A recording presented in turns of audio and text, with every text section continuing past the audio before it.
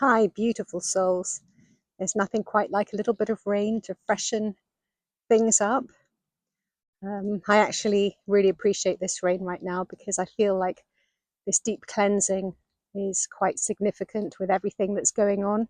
Certainly in my own journey, I've taken a stop and slowed things right down in order to become super present so that I can be really, really careful and clear in how I go about cellular regeneration and cellular release, letting go of things that may be of a lower nature. I think that sometimes we keep on going, well, not sometimes, but we do keep on going through deeper levels of understanding.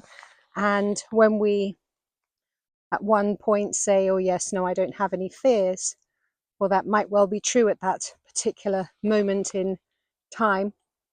But then as you move through time, the ever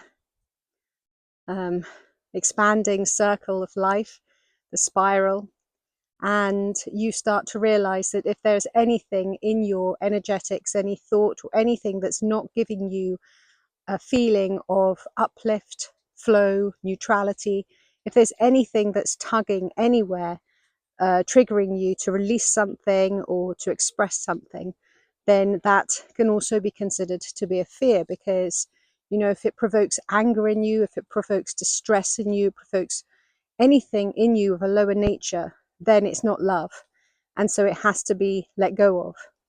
And it takes a lot of time to get rid of these things, because the human condition is messy. Humans are quite low frequency, and so to really merge and integrate with your highest expression, you do have to do a really good cleanse, a really super good cleanse.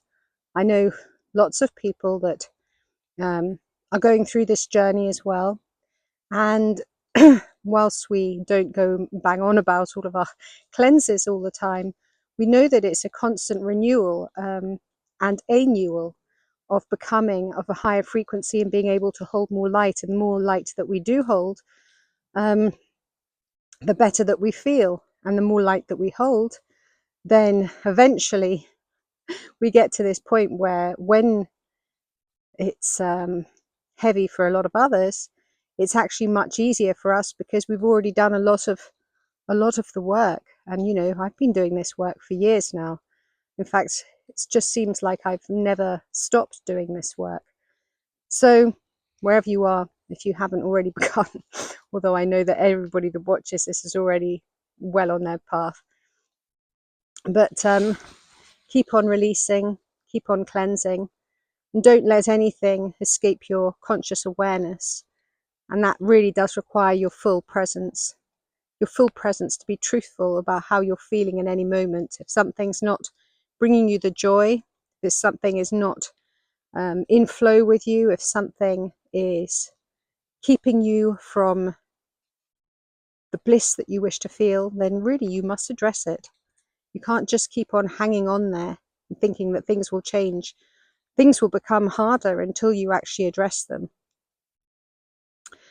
That's the way. That is the way. So I send you joy, love, and light on your path. Keep holding as much light as you possibly can. Use your divine gifts. Be really intuitive about how you're living. Really listen. I feel that sometimes when people say that they're listening to their bodies or listening to themselves, they're not. They're listening to their egos. They're listening to the darker side of themselves, which tells them to stay small and keep themselves limited. Because when you're actually listening to your heart, listening to your divine inner guidance system, they will be guiding you to ways that support you and uplift you and make your life so much easier and so much more graceful and smooth. So listen to that. Listen to the light within you. Be the light, listen to the light, express more light. And if anything is of a lower frequency, just let it go.